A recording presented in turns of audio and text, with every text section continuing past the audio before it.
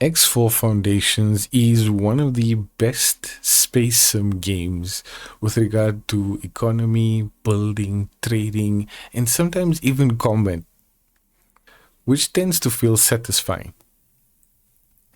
Yo, what's up? It's your man and only Stotimon, and welcome to our video series, Now You Know More in X4. This series will be dedicated to beginners, a beginner's guide. Maybe not the best beginner's guide, but this is something I would do when I started the game. We'll be starting out with the basics, what happens when we start the young gun scenario, getting our first starter ship for free, how to hire a captain for our ship, doing starter missions to build some capital, and from there we'll be getting a trading ship, and I'll tell you why at that point. First up, I'd like to commend you and thank you, and I say I appreciate you for sticking with this video.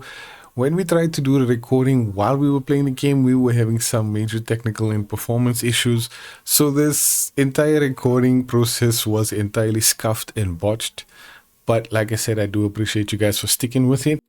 I did manage to get the performance playable to a point, and we'll show you how we did all of this in other videos in this series.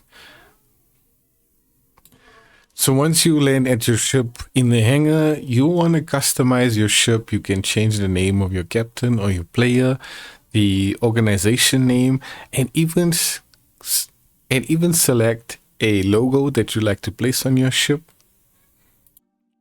Once you have those options customized, you want to board your ship or dock with your ship, which you can do with Shift D on the keyboard, or by holding Y and pressing right with the left analog stick to dock with your ship. It's a shortcut to do so. From this point, you'll see a menu pop up once you jump into the pilot's seat and you want to go to upgrade and repair docked ships.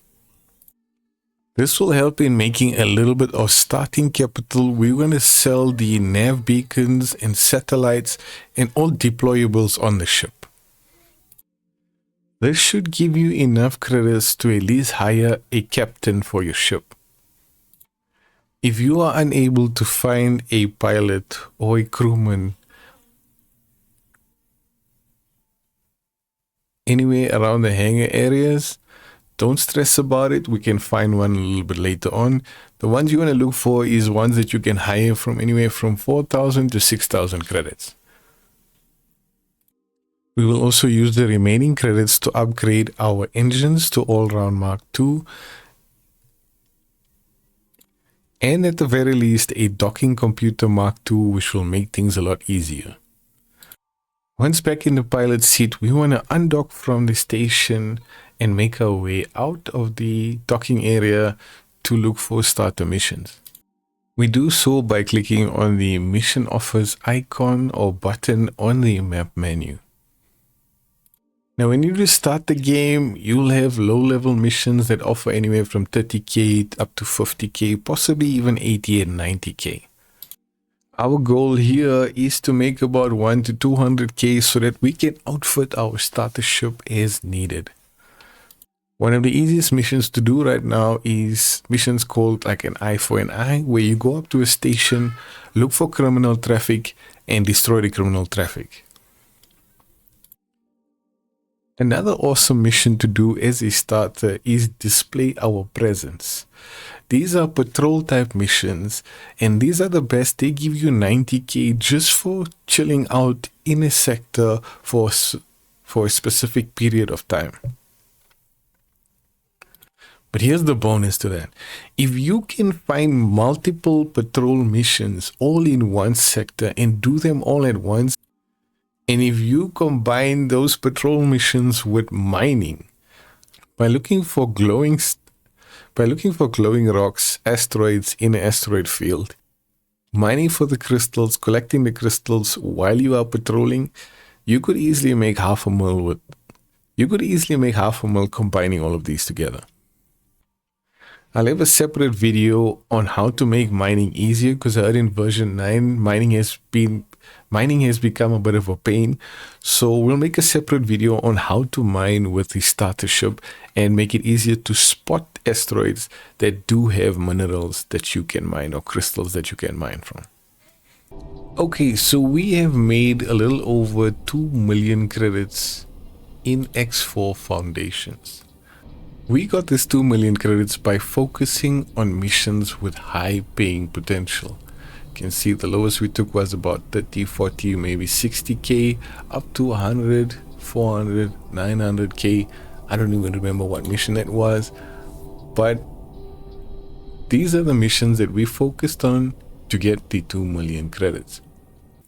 Okay, so we were able to stack up a bunch of high paying missions and a patrol mission in the same sector that we stacked a bunch of them together, completed them together, and we got about 900,000 credits from there. And this only took us a little bit over 3 hours. Now, my game does play a little bit wonky on my potato PC, and you could be doing this a lot sooner. As you can see, we accepted 27 missions and completed 12 of those missions. So within a little over 10 missions, you could be easily making 1 million credits even with lower paying missions. So what are we going to be doing with those credits? We will be purchasing a trading ship from the Argon Wharf in the Argon Prime sector. The reason I choose to go with a trading ship is something I've never really taken note of before. But once you enter the wharf, there's a message that pops up. It says, "You are near a wharf. Wharfs require constant supply of resources to support the production of small and medium-sized ships. Consider deploying a satellite here to receive real-time updates on the station's trade offers. You may also want to learn how to identify profitable trades using the map. Once you have spoken to and hired a relief pilot." Okay, so there are tutorials and a help menu. To teach you how to do this. But this is something I figured out on my own while playing since the release of the game, is that, like they say, these wharfs require constant supply of materials, and that major material is hull parts. At certain points in the game, or very early on, hull parts will be a little bit scarce. That means ship production slows down, and the progress of those factions also slows down. In order to keep production going smoothly, we need to supply them with those hull parts. We'll do so by purchasing our medium-sized ship.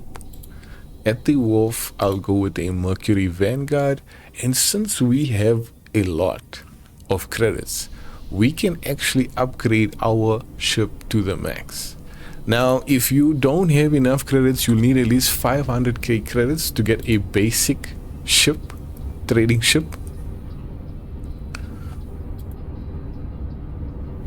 We can go with the all-round Mark II engines, all-round Mark II thrusters.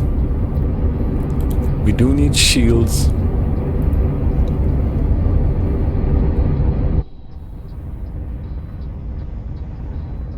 We will take a decent turret, and for docking computers we'll go Mark II. These in red are mandatory, so you will need to purchase those for your ship. Long range scanners will just go with a level 2, and we'll go with a police scanner, targeting computer to protect the ship, and a trading computer. The one other thing we will need is a captain. Now, you could actually lower the price of these by choosing something a little bit easier or smaller, lower grade. For example, you could go with a level 1 engine and a level 1 thrusters. This should bring you down to at least about 560, or we even had it a little bit under 500k. So doing these missions to get that amount that you need, but you would need to be making at least 600 to 700k, so you have some capital for your trading ship to buy wares and then sell them at a profit. Okay, since I have enough credits, I'm gonna outfit my ship to the max. We'll go with level 3 engines, shields level 2, turrets will go with a decent one. All our softwares, which means to lower yours, you could also go with a basic scanner or a long range scanner Mark 1. and this takes us up to 1.4 million for a fully outfitted trading ship. So I will purchase that and confirm our order. And this leaves us with at least 600k left that we can use then to purchase ships, or to purchase wares rather, and sell them to the Argon Wharf to keep ship production rolling. Now, as you can see, they're already short of components, which is the shield components required to build a ship. And we currently do not have a ship that can supply them with shield components. So what I'll do is, as we progress, purchase another 2 trading ships. The 2 that I usually focus on for components or materials to supply them is hull parts and energy cells. But now that I see shield components is also a major material that is missing in the builds, that's something we'll focus on as well. So how do we actually find these materials?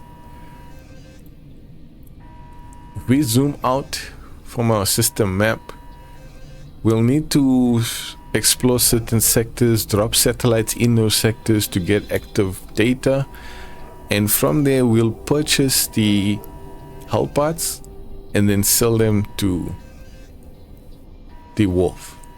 Okay, this is it for our best starts guide. This is how I always started the game. I do understand. I thank you for bearing with us, because this episode, the recording was a bit scuffed and botched, and it had a lot of glitches in making this episode. So I appreciate you guys watching. Drop a like and subscribe for the next episode. In our next episode, we will be getting another medium free ship that we will then stock up with satellites, explore the different sectors, drop the satellites within those sectors, so we have live trading data that we can then use to manually trade. This will also teach us fleet management, trading, and then we'll do some more missions to get some more capital, more credits, where we can purchase another 2 trading ships. Okay, at this point in the game is where our recording scuffed up a little bit, and we progressed at certain parts in the story, which we'll show in our next episode. But how I got the shield components to get our trading ship completed was I did get the free medium ship, and we'll show you how to get that in the next episode. I used that free ship and my elite vanguard to go to the map menu, and you can filter out in the map menu on which components you are looking for by clicking on the box there and type in the component that you're looking for. In this case, we're looking for shield components. So we found a factory that is selling shield components, and we also hired pilots for both of our ships, our small and medium ship, and we just let those pilots go and purchase those shield components and deliver it to the wharf, which then completed our trading ship.